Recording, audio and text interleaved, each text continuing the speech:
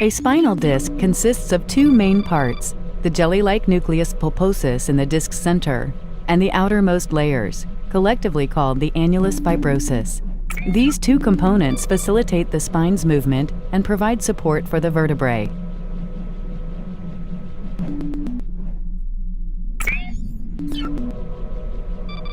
Disc generation or trauma can cause the nucleus to herniate through the weakened layers of the outer disc and leak out of the annulus fibrosus into the spinal canal.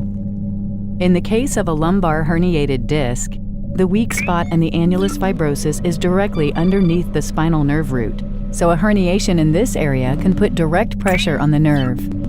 The nerve root extends down the leg, and any type of pinching or pressure on the nerve in the lower spine can cause pain, numbness, tingling, or weakness to radiate along the path of the nerve down the leg.